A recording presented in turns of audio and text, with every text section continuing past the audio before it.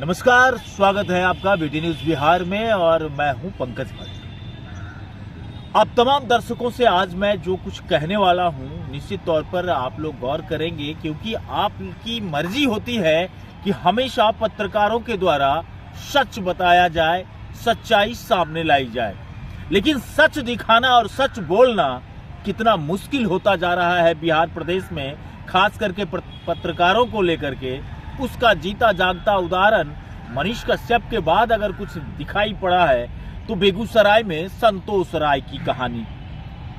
निश्चित तौर पर आप लोग कहेंगे कि संतोष राय भी बहुत अजीबोगरीब तरीका से बात किया करते थे। ठीक बात है, लेकिन ये भी सरकार से जानना बेहद जरूरी है कि आखिर एक व्यक्ति को एक ही केस के सिलसिले में हरिजन एक्ट लगा करके कितनी बार षड्यंत्र करके और कितने सालों तक उसे जेल में रखने की सरकार की योजना है।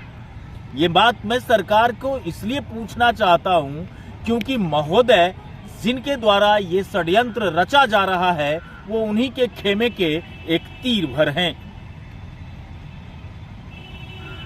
एक ऐसा पिता जो इस देश के लिए काम किया हो, इस देश के शान और शौकत को बढ़ाने में अपना जीवन दान दिया हो, अपना जीवन त्याग किया हो, वह व्यक्ति जिसको एक ही पुत्र हो और आज 100 वर्ष का वृद्ध व्यक्ति वेंटिलेटर पर पड़ा हुआ है और सरकार के जो तीर हैं वो तीर पत्रकारों के कलेजे में चुभाया जा रहा है।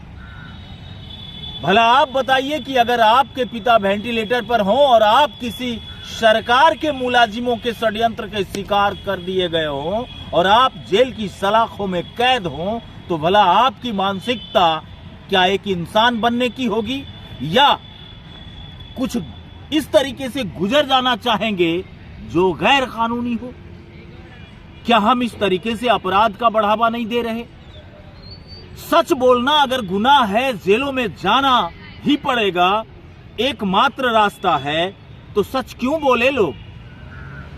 कौन चाहेगा कि हमारा माता, हमारे पिताजी इलाज के लिए वेंटिलेटर पर पड़े हों और एक लौता पुत्र होने के नाते मैं वहां खड़ा भी नहीं हो सकता, मैं जेल में रहूं, मेरे पिता वेंटिलेटर पर रहें और छोटे छोटे बच्चे न्याय की गुहार लगाते रहें और इसे सुशासन कहा जाए?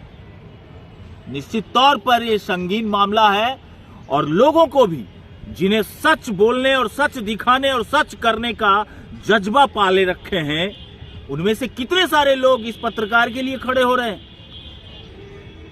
जी हां, मैं बात कर रहा हूं बेगूसराय के सदानंदपुर के रहने वाले न्यूज सदन तक के चीफ एडिटर संतोष राय की, जिनके विषय में यह जानकारी उनके परिजनों के द्वारा दिया जाता है कि उन्हें एक विधायक के द्वारा लगातार प्रताड़ित किया जा रहा है, लगातार षड्यंत्र करके उन्हें जेल भेजा जा रहा है। पिछली बार भी जब जेल गए थे तो 4 महीने के बाद उनका जमानत हुआ था और जमानत होने के कुछ ही दिनों बाद ठीक जिस दिन विजयादशमी थी उस दिन फिर से पुलिस आकर के पकड़ के उन्हें खगड़िया जेल में डाल देती है। और आज स्थिति ये है दोस्तों कि उनके पिता जो वर्षों से सेवा के बल पर जीवित थे, अब उन्हें सेवा में कमी होने के वजह से, चूंकि बेटा जेल में है, सेवा करेगा कौन? जो बच्चे हैं तो बच्चे हैं, एक महिला है घर में, वो किसको किसको और कैसे कैसे संभाले? इन तमाम समस्याओं को देखते हुए निश्चित तौर पर अगर सुशासन की बिहार में सरकार है तो इस पर निगाह जानी चाहिए।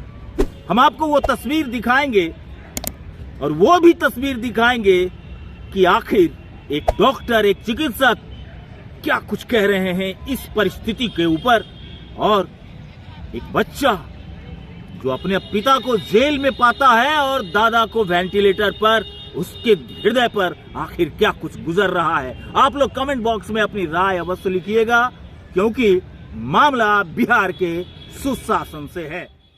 बीटी न्यूज़ के दर्शकों को मेरा नमस्कार। हमारे साथी संतोष राय जी एक सर्विसमैन है, सिग्नल कोर से एक सर्विसमैन है।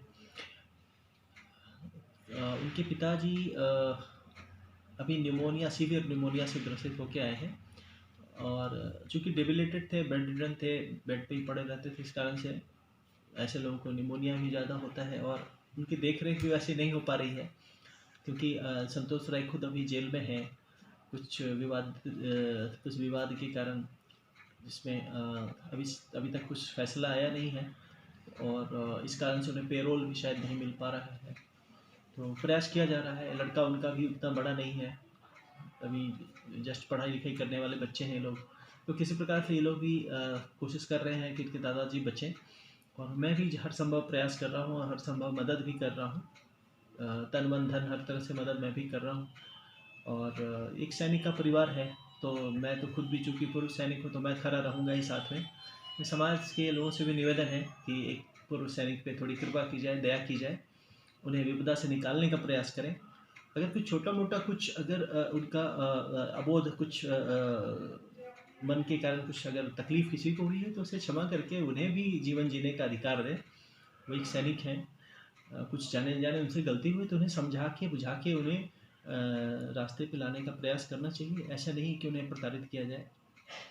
और सबसे ये रिक्वेस्ट रहेगा, एक पूर्व सैनिक का परिवार अभी दुखी है, कृपया मदद करें, और ताकि ये लोग भी सम्मानित तौर पे जी पाएँ, खुशी से जी पाएँ। अभी इनका पूरा परिवार बीमारियों से, पैसे की कमी से, हर तरह से परेशान है।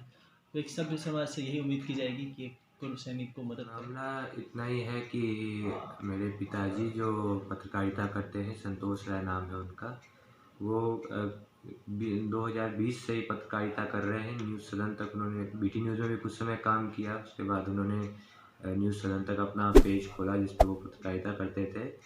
जिसके बाद उनका कुछ विवाद हुआ पर्वता विधायक के साथ। एक पत्रकार को पर्वता विधायक ने अपने आवास पर बुला के उनको धमकाया, जिसके ऊपर उन्होंने खबर चढ़ाई, जिसके बाद उन पे गाली गलौज का उन पे किया गया सामने से, जिसके रिप्लाई में मेरे पिताजी ने भी कुछ गाली गलौज कर दिया, जिसके आधार बनाकर उन पे पर्वता थाना कांड संख्या 4523 दर्ज हुआ, जिसके लिए उन्हें जेल हुई। 4 महीना वो जेल में रहे। जेल में रहने के बाद जब वो बाहर आए तो फिर उन्होंने पत्रकारिता शुरू की, कुछ न्यूज़ बनाए, कुछ 10-20 दिन न्यूज़ बनाए, जिसके बाद उन पर एक और नकली मुकदमा उसी आदमी ने, जिस आदमी ने पिछली बार किया था, पर्वता थाना कांड संख्या 470 तेईस करके 24 तारीख की रात को 24 अक्टूबर की रात को उन्हें 2 बजे के करीब उनके पैतृक आवास से उठाकर लेकर चले गए, जिसके बाद से वो अभी तक जेल में ही हैं।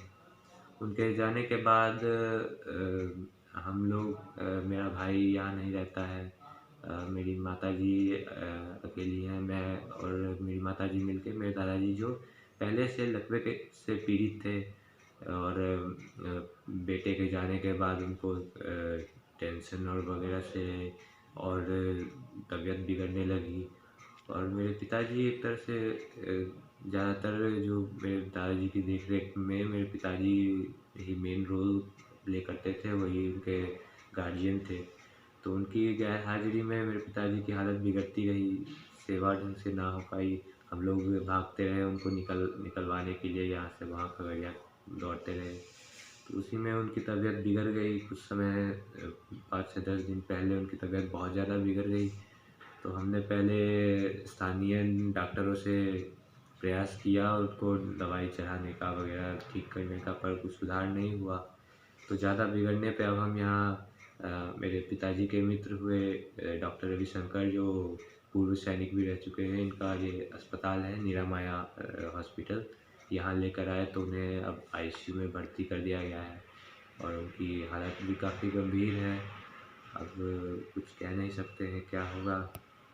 अब हम लोग भी प्रयास कर रहे हैं कि पापा को निकाल सके, पर वो भी प्रयास कुछ नहीं काम कर रहा है। खगड़िया से तो इसका केस अब हाई कोर्ट जाएगा, जो भी अब मदद हो सके बढ़िया होगा। क्या नाम है? मेरा नाम यशवंत राय है।